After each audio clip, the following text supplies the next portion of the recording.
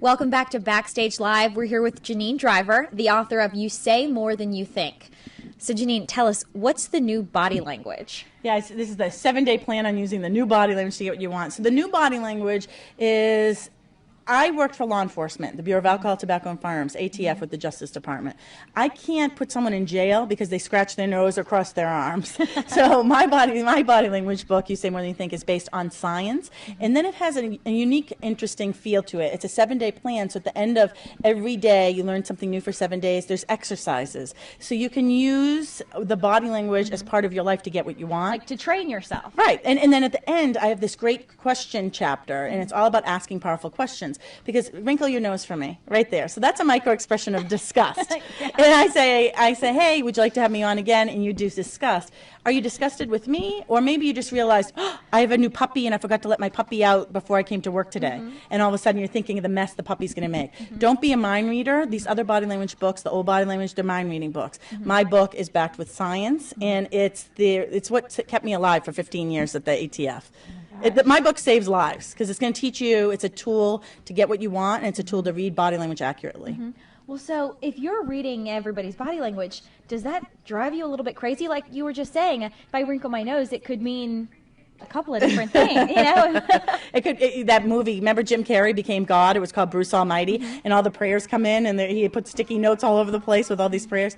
It could be like that. I actually do shut it off. I have to say to myself, I'm a mother of a 4-year-old. I'd really go nuts, thinking of body language, every move. I put it on, I turn it on and say, okay, this is important to me. This person in front of me is important to me, or this job is important to me, or these two people I want to connect are important to me, so I want to read both of their body language to see if they're connecting. And so are you a really good matchmaker? I am a great matchmaker. I am. I'm Cupid. It doesn't matter, gay, straight. I am like the matchmaker to call. I have connected so many people, and I started with this girl, Wanda, when I was with ATF, with the Justice Department. She goes, hey, you know how to tell people are lying, body language, all this stuff. I've trained 60,000 cops, lawyers, and judges. I go to Scotland Yard and all over the country, to Canada. And so she calls me in. I go on a date with her, except her and her date are in one booth, and I'm in another booth. He has no idea I'm there. And we meet up in the bathroom, and I'm like text messaging her, code red, in the bathroom, stat. Because she was doing this. She had her arm like around the base of the chair here. And it was overly aggressive. This man was really shy. So what he did is, I want you to turn your belly button and face this way. Oh, this way. So, but now look at me. This is what's called the cold shoulder, and I did this in the segment here this morning, talking about the cold shoulder. You face your belly button in the direction you want to head. So what's happening here is you're saying you want out of this conversation. So my friend Wanda, when she was doing this, I'm like, code red, don't do it. You're ruining the date. Oh, no. So in a work setting, you want to be careful. Is your belly button facing the person you want to like you and believe in your idea? Or if there's a coworker you don't like very much, make sure you're giving them the cold shoulder. Okay, I'll get that done for you by 2 o'clock. I call this naval intelligence. We face our belly button in the direction we want to go. Wait, so what happened with Wanda? So she adjusted, and then we went in a couple different times. She adjusted. What I had her do is I had her become small. And a lot of these old body language books, they'll say, well, you never want to sit with your hands folded on your lap. There's a time and a place you want to disappear. There's a time and a place you want to be left alone. There's a time and a place you don't want to come on too strong. Same thing if you're late for work, and we barely had time on the segment this morning to talk about this. If you're late for work, I don't want to come in with a hand on my hip and say to my boss, well, I'm sorry I'm late. You know, I have a kid. So this is aggressive. This is attitude. One hand on the hip is attitude. Instead, I want to say, oh, I'm so sorry I came in late. I do want to get smaller. So I have Wanda get smaller. And I said, get smaller. Turn her body away a little bit. So it took the pressure off of him. In a matter of minutes, he turned around and he started engaging in her, and it turned it around. They dated for about 8 months. Oh, my God. Yes. It was fun. So body language makeovers on the fly. And that's the beauty of You Say More Than You Think. Every chapter starts off with a law enforcement story. So I met the 2 guys that got Jeffrey Dahmer to confess. Imagine if you can find out what they did with their body language and their word choices to get him to confess, then I can teach you to get yeses, from dating, for business, job interviews, to even helping you get someone to move you on Saturday. Okay, so tell me how to get a yes. Let's learn. All right. So here's a way to get a yes. Always a palm up gesture is likability. It's called the beggar's pose, $1 please, $1 please.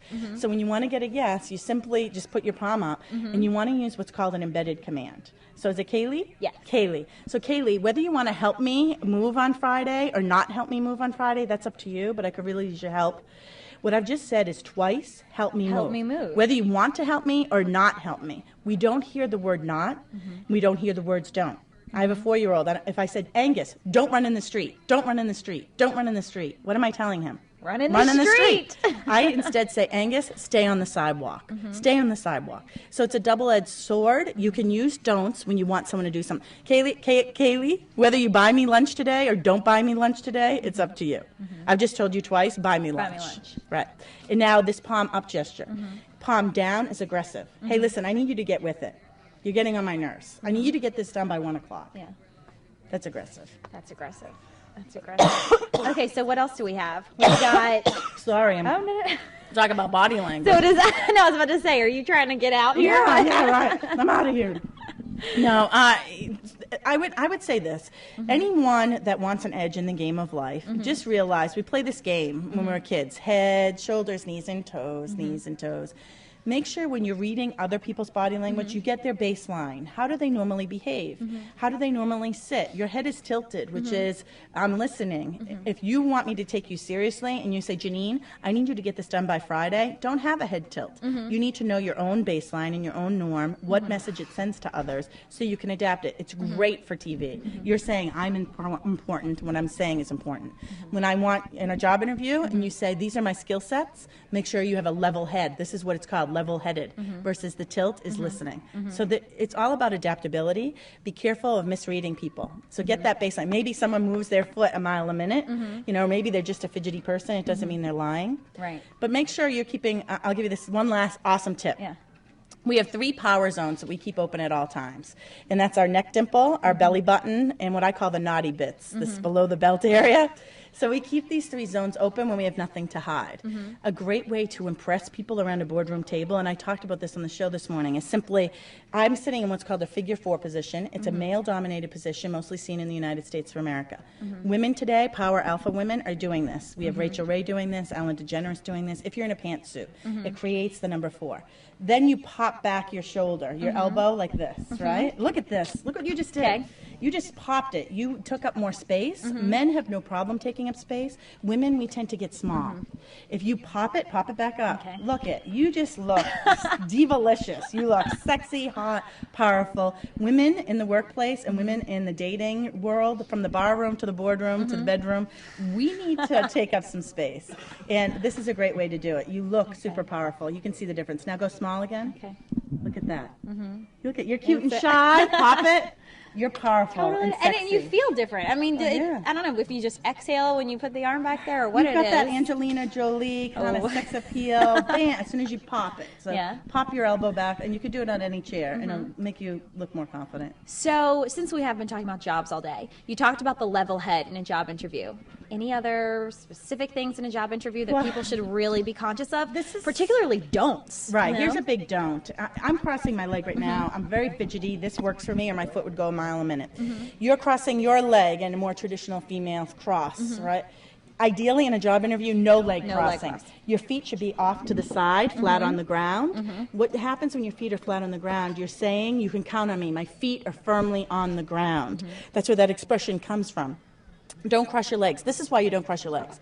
My leg is crossed, and you say, Janine, explain the gap in the resume from 2004 to 2005. And I said, well, I took off time to go take care of my son. I had a new baby. And I cross and uncross my leg. The interviewer has read these old body language books, and they think when people move that they're lying.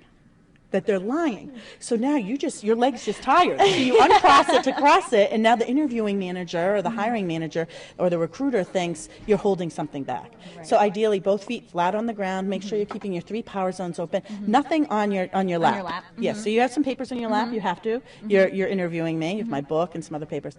Nothing on your lap. Simply be completely open. Don't be afraid. You can pop it. And here's a big never. Never do this move. This is called steepling. This is power, authority, and confidence.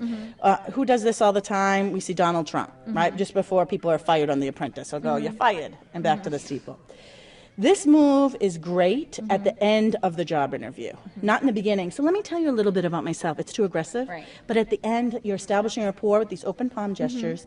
At the end, when they say, so, Kaylee, Janine, do you guys have any questions of our company? Now bring out the steeple. As a matter of fact, I was wondering, what are your competitors doing that you're not doing? Or, as a matter of fact, I was wondering, do you have any women advancement programs within your company? So I could go from the steeple to open palm back to a steeple. This says you've prepared some really powerful questions, and it also sends the message you can get the job done. But you're not bullying them up front. And that's it. What about if you're sitting at a conference table? Hands, on the table. I mean, this is a big mistake. Again, most people sit at a conference room table with their hands folded. This is how my 4-year-old sits when he wants sugared cereal. Please have sugar corn pops, please. This is very passive. This is a bad move, but yet people do this all the time. Instead, take up space. If the boardroom table is here, have your hands in sight. We want to be able to see them. Lean back. So you can lean, you can pop back the shoulder, have the other hand here, so you're gesturing. And talking with your hands is good? Yes, if you're going to talk with your hands, whether you're in a boardroom or in a job interview, the rule is this: you have to keep it within the frame of your body. The bigger the audience, the bigger the gestures. If you're in a job interview or at the boardroom and you say, listen, I got to tell you I have this great idea, you send the message you're out of control. So simply keep your hand gestures, all your gestures within the frame of your body. This is an emblem that says, hey, everything I'm telling you, everything's going to be okay. I'm on the right track. This is a great move. We see this in politics a lot now. We used to see Bill Clinton with the thumb of power. America, I want you to listen. We don't have it. And Tony Blair did the thumb of power. This thumb of power was a combination of pointing and chopping. America, I want you to listen. Want you to listen. America, I want you to listen. Listen good. That's what this was. Today, we see this. My opponent wants you to believe this. Blah, blah, blah. So this is A-OK. Do these gestures all the time in a boardroom. Take up some space. Let me see your hands. Keep your 3 power zones open. No coat or briefcase or notebook across your lap. And smile, but no open mouth smile. This is, you're the irritating cheerleader. It's too much.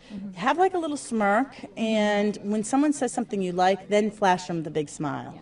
And that's a great way to establish rapport. Let's see real quick if we've got any questions. We've got questions from our chat room. All right, chat it up. You talked about the body language that you should present to the prospective employer. How can you tell if the prospective employer is really interested in you or not? Oh, that's a great question. So the question is, how can you tell if the employer is into you or not? Or the interviewer? That's an awesome question. So whoever wrote that, good job. You're thinking. Yeah. Very smart. One of the great ways is we lean towards things we like and away from things we don't like. So as you're answering the questions, does the interviewer lean towards you as they're connecting, or do they suddenly lean back and create some distance with you? If they're creating distance, it's not all over yet. You need to make sure you ask a powerful question, like I talk about in my book. I'll give you a freebie right now, is maybe I'm wrong here. It seems to me that I didn't answer the question the way you wanted me to. Or maybe I'm wrong here. It seems like you want more from that answer. Could you ask me, what else would you like to hear about that response? This is a great way to take that interview to the next level. Because I'm saying maybe I'm wrong here. Maybe they just realized, I have to pick up my dry cleaning, and this interview's going over slightly. They like you, but they're anxious about something else. We're not mind readers. Ask those powerful questions. If I could give you one tip, and this is from a friend of mine. Her name is Michelle Pollard Patrick, and her best friend's the Vice President of the United States and his sister. And I love Michelle. And Michelle says this: at the end of every job interview, this is the must-ask question. You should say, how do I measure up to the other candidates for this job? And they would say one way or the other. If they say, well, someone else has better writing skills, it gives you an opportunity to then talk about your writing skills. Right. And last but not least, you would say, is there any reason why you wouldn't hire me for this position? Most people are afraid to ask that, so you need to practice it 50 times. Do it. Is there any reason why you wouldn't hire me for this position? As soon as they give you a response, if they say, no, there's no reason why, at that point you say, great, when can I expect an acceptance letter? Companies today want doers. They want people who are going to get the job done. You're being assertive but not aggressive. It is super powerful to end your interview with those 2 questions. Is there any reason why you wouldn't hire me for this position? If they say, no, there's no reason why, say, great, when can I expect the next phase, the acceptance letter? You'll be surprised. You'll be finally the person that gets selected for the position. So combine your body language and your word choices.